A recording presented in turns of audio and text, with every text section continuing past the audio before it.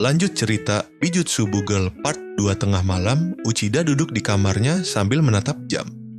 00.30, hampir mulai. Anime Another World Elf akan tayang, dan ia berniat menontonnya kali ini. Namun tiba-tiba pintu diketuk. "Kamu masih bangun?" suara ibunya. Uchida panik, langsung mematikan TV dan bersembunyi di bawah selimut. Aku pura-pura tidur saja. Ia gagal menonton lagi. Di sekolah, Uchida terlihat lesu. Dalam hati ia menggerutu. Aku ketinggalan episode semalam. Ia melirik Sekihara yang duduk di dekatnya. Pasti Sekihara nonton. Sekihara menangkap tatapannya dan tersenyum tenang. "Kamu pasti penasaran kelanjutannya, ya?" Uchida kesal tapi tidak bisa membantah. Sekihara mulai bercerita dengan polos. "Kemarin, pangerannya mati, tahu?" Uchida terkejut. "Oi, jangan spoiler." Sekihara langsung panik. Maaf, aku tidak sengaja." Namun teman-teman Sekihara justru menertawakannya dan mulai menggoda. Situasi berubah jadi kacau, sementara Sekihara makin salah tingkah. Teman-teman mengira Uchida melakukan sesuatu pada Sekihara karena reaksinya yang heboh. Ada yang bercanda berlebihan. "Wah, Uchida, kamu apain Sekihara?" Sekihara makin panik, wajahnya merah. Bukan begitu." Uchida juga kesal. "Berisik, kalian salah paham." Namun godaan tidak berhenti. Di klub seni, Sekihara menjelaskan konsep gambar yang sedang ia buat. Ia menyebut sesuatu yang terdengar aneh. Ini semacam stand. Temannya bingung. Sekihara lalu menjelaskan dengan semangat. Bisa memperbaiki benda rusak, bisa menyatukan sesuatu yang terpisah, bisa menyembuhkan luka. Ia bicara panjang lebar dengan mata berbinar. Temannya berpikir. Dia kelihatan bahagia sekali saat menjelaskan. Saat ditanya lebih jauh, Sekihara menggeleng. "Aku bukan pengguna stand." Ia lalu berdiri dan melakukan pose berlebihan seperti penyihir. "Aku, penyihir." Semua orang terdiam. Lalu tertawa. Sekihara hanya tersenyum polos, tidak sadar betapa menggemaskannya dia. Di kelas, Sekihara membaca manga dengan serius sampai melayang. Seorang teman menghampiri dan mengenali referensinya. "Aku tahu ini." Sekihara langsung antusias. "Kamu tahu juga?" Mereka mulai ngobrol panjang soal manga dan anime. Dari kejauhan, Uchida memperhatikan. Dia bisa bicara sepanjang itu kalau soal yang dia suka. Saat ditanya rekomendasi untuk penonton baru, Sekihara gugup. Kalau baru nonton, mungkin bagian ketiga?" Ia panik karena sadar ia sedang bicara soal hal yang biasanya ia simpan rapat-rapat. Dalam hati, aku belum siap ngobrol soal ini dengan orang normal. Sepulang sekolah, Uchida mampir ke toko buku. Ia melihat rak majalah, lalu berhenti. Ada majalah dengan ilustrasi yang mirip gaya gambar Sekihara. Ia mengambil satu. Tiba-tiba, Sekihara muncul dari balik rak. Mereka saling terkejut. Uchida refleks berkata, "Ini bukan seperti yang kelihatannya." Sekihara hanya terdiam. Uchida sedang melihat-lihat rak majalah di toko buku ketika seseorang tiba-tiba muncul di hadapannya. Itu Sekihara. Uchida kaget. Wajahnya langsung memerah. Sekihara? Sekihara terlihat sedikit gugup, tapi matanya berbinar saat melihat majalah yang sedang Uchida pegang. "Kamu baca Weekly Champ juga?" Uchida terdiam sejenak, lalu mengangguk malu-malu. Sekihara tersenyum kecil, seolah menemukan kesamaan penting. Sekihara memperhatikan rak manga dengan ekspresi senang. Dalam hatinya, ia berpikir, "Weekly Champ, salah satu majalah yang sering kubaca juga." Sementara Uchida memperhatikan Sekihara dari samping. Kenapa dia tersenyum begitu? Tanpa sadar, Uchida ikut tersenyum. "Nanti aku pinjamkan edisi berikutnya." Sekihara mengangguk cepat, jelas senang. Beberapa hari kemudian, di halaman sekolah, Sekihara sedang duduk santai ketika seseorang memanggilnya. "Usachi." Sekihara menoleh dan langsung bersinar. "Yuka-chan?" Itu adalah Yukani, teman masa kecil Sekihara, 1 tahun lebih tua darinya. Mereka langsung berbincang akrab seperti tidak pernah berpisah. Narasi menjelaskan, Yukane adalah teman masa kecil Sekihara. Ia yang pertama mengenalkan anime dan manga padanya. Sejak kecil, mereka sering menonton anime bersama. Namun setelah masuk SMP, Yukane perlahan berubah dan jarang membicarakan hal itu lagi. Sekihara mengenang masa itu.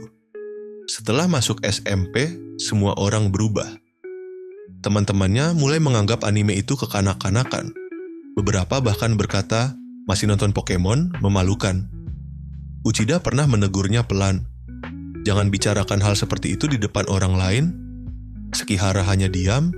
Dalam pikirannya, Sekihara berdiri sendirian. Rasanya seperti semua orang sudah jadi dewasa dan aku tertinggal. Ia merasa kesepian meski tidak menunjukkannya. Suatu sore, Yukane menghampiri Sekihara. Datang ke rumahku sepulang sekolah. Sekihara kaget. Hah? Yukane melipat tangan dengan tegas. Kita nonton episode terbaru Pokemon. Sekihara hampir menangis lega. Syukurlah. Rasanya seperti kembali ke masa lalu. Di lorong sekolah, Yukane berbicara serius. Menjadi dewasa bukan berarti meninggalkan hal yang kamu suka. Ia menatap Sekihara dengan lembut. Anime itu seni. Anak-anak dan orang dewasa bisa menikmatinya. Sekihara mendengarkan dengan penuh perhatian. Sekihara tersenyum dan berkata pelan, "Iya." Yukane lalu menyengir, "Tapi jujur saja, kamu yang paling gampang terbawa suasana." Sekihara panik. Mereka tertawa bersama. Waktu berlalu. Uchida menerima kertas ujian dengan nilai bagus dan dipuji guru. Ia terlihat bangga sampai gurunya berkata terlalu jauh soal kesehatan dan reproduksi. Sekihara tertawa kecil sementara Uchida memukul meja frustasi. Sepulang sekolah, Uchida dan temannya membeli camilan. Aku mau Milky Road Bar. Saat temannya ditarik pergi oleh siswi lain, Uchida terdiam sendiri. Kenapa aku selalu ditinggal? Saat berjalan pulang, Uchida melihat Sekihara mengayuh sepeda. Ia memanggilnya. Sekihara berhenti. Uchida mengangkat es krim. Aku beli 2, mau 1? Sekihara ragu. Boleh. Mereka berdiri canggung. Uchida tiba-tiba berkata, aku akan menghabiskan Milky Roadmu. Sekihara kaget. Uchida refleks menepuk kepala Sekihara. Bercanda? Sekihara terdiam. Itu bercandaan mesum? Uchida langsung panik. Bukan. Hari itu suasana klub seni terasa santai. Seorang anggota klub menyapa dengan ceria, "Hei, klub seni." Mereka membicarakan bahwa klub tetap aktif bahkan selama liburan musim panas. Namun saat ditanya, sebenarnya klub seni itu ngapain sih? Sekihara menjawab polos. Kadang, ya gambar-gambar aja. Jawaban yang sangat sederhana, tapi khas Sekihara. Di sekolah, Sekihara mengembalikan novel Another World Elf kepada Uchida. Ia berkata pelan, "Terima kasih, pinjamkan lagi volume berikutnya ya." Uchida mengangguk, sedikit malu. Sekihara terlihat sangat senang, sampai tertawa kecil sendiri. Uchida berpikir, sekarang kami bisa ngobrol hanya dengan saling bertatapan. Hubungan mereka perlahan terasa lebih nyaman. Di rumah, Sekihara membaca surat kecil. Ia sadar bahwa setiap kali Uchida meminjamkan buku, selalu ada catatan terima kasih di dalamnya.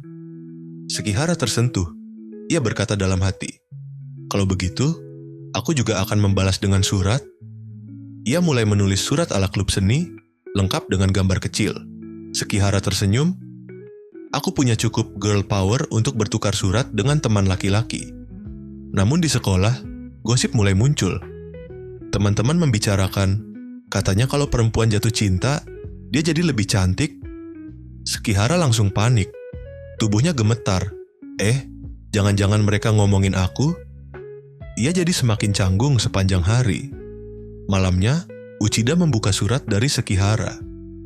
Ia melihat gambar yang Sekihara sisipkan, dan ternyata itu adalah sketsa karakter yang sangat sensual. Uchida langsung tersedak. Nude? Wajahnya memerah total. Sekihara tanpa sadar membuat Uchida semakin salah tingkah. Di sisi lain, Yukane mengamati Sekihara dengan senyum penuh arti. Oh, Sungguh menyenangkan melihat ini. Ia lalu berkata, "Sekarang, kita lanjut ke hidangan utama, Usachi." Sekihara bingung, dan tiba-tiba Yukane memperlihatkan kaos dalam Sekihara yang ternyata sangat tidak pantas. Narasi menyebut, kaos dalam yang sangat tidak sesuai. Sekihara hanya bisa diam dengan wajah kosong. Keesokan harinya, Sekihara bertemu Uchida di lorong sekolah. Uchida terlihat serius. Tentang surat kemarin, Sekihara langsung panik. "Hah? Aku memicu sebuah kejadian?" Uchida berkata pelan. Setelah sekolah, datang ke ruang audiovisual. Nada suaranya membuat Sekihara makin gugup. Uchida pergi begitu saja. Sekihara berdiri terpaku. Dalam hatinya, dia marah. Ini pasti masalah besar. Namun anehnya, Sekihara malah tersenyum. "Aku dipanggil. Aku harus pergi sekarang."